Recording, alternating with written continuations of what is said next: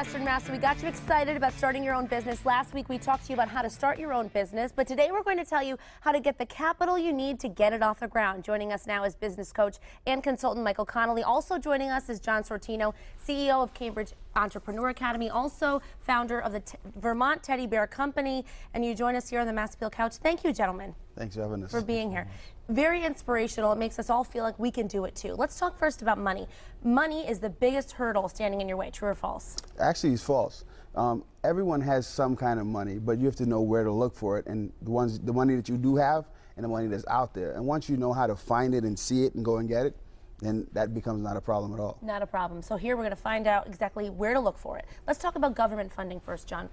What are the resources when it comes to government funding? Well, a lot of communities that have high unemployment rate offer special programs for entrepreneurs who want to start a business if they create jobs, because government's interested in creating jobs. And so there's money available, and it's usually low interest rate loans, and they'll go for it. You know, credit, good credit, bad credit makes no difference. They're interested in you creating jobs. When I started the Vermont Teddy Bear Company, I got a small government loan because I created jobs, manufacturing jobs, making teddy bears. Unbelievable. So it's just something, it's knowing where to look. It's at least worth a shot to look for it. Also, we can find inspiration from young children when it comes to being an entrepreneur as well. Tell us that story. I call it the Willow Tufano method. And I like to say, and Mike and I, we've been talking about this, if a kid can do it, so can you.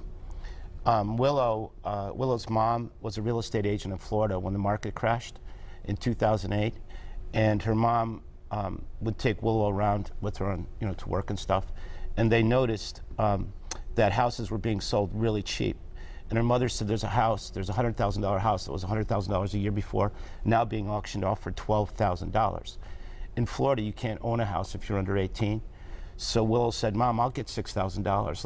Let's get this together. Mother says, well, you're gonna get $6,000. And Willow said, I'll just do it. She was 13, she built a website.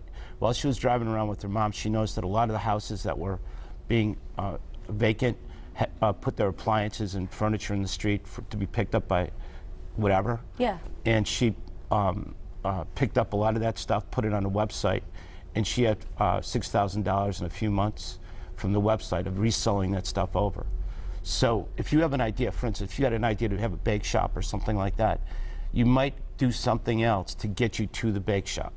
You know, if you need to buy an oven or something like that, you might do something else to get that money. So I call it the Willow Tufano method. It makes perfect sense. And you think about it, this 13-year-old thought of that. So it's something that we can implement in our lives when we look at a business that we want to open. The last time I checked, she has 3 houses. Unbelievable. And she's renting them back out. So she still owns the houses. So she's running them out at like at $1,000 a month. I mean, she's loaded. Oh my gosh.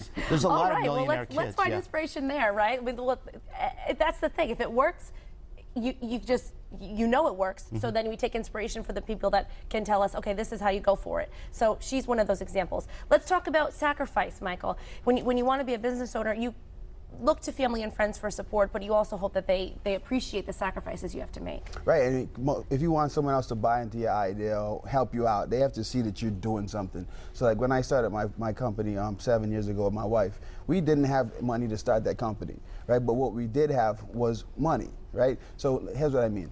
Instead of us going out to the movies, we bought business cards. Instead of us buying fancy clothes, we bought postcards. Instead of us buying a new car, instead of a used car, we used the difference and bought a website. Then we used those business cards and postcards and send people to the website. Once people started buying our product, we didn't spend any of the money. We reinvested the money back into the company. We did radio ads, we got the Stinky Mobile, we got all the big stuff to get people to know about us. And then we had a whole lot more people starting paying attention to us, so we started generating more revenue to put back in the company. So you made sacrifices, and your family appreciated that, and your wife supported that as well, of course, together. And so you made the decision to really go after your business by making sacrifices in your personal life. So you have to be willing to do that if you want to start a business. Exactly. Let's talk about the wealthy angel investor. Tell me about that, John. Well, there's a lot of people who have a lot of money, and they like to invest in businesses. And the false thing is that when people look to angel investors, they think that the angel investor wants to loan them the money at a 10 or 15% loan. They don't want a 10 or 15% loan. What they want is to see a plan of how you're going to triple their money in 3 to 5 years. 3 times, 5 times, So for instance, if you're starting a bakery and you want to get in the baking business, you want to build a plan that says, in a number of years, I got more than one bake shop. I plan on expanding. So they'll see, and then use an example of someone else like Mr. Cakebox, who, and you would do that in your plan and show the investor that this guy did that too. In my case, in the Vermont Teddy Bear Company, I went around to the wealthiest guy I knew in town and gave me $2,000. And I needed the $2,000 to build my teddy bear cart. And when I went public, he made $2.5 million on that $2,000 loan. Wow. Well, investment. It wasn't a loan, yeah.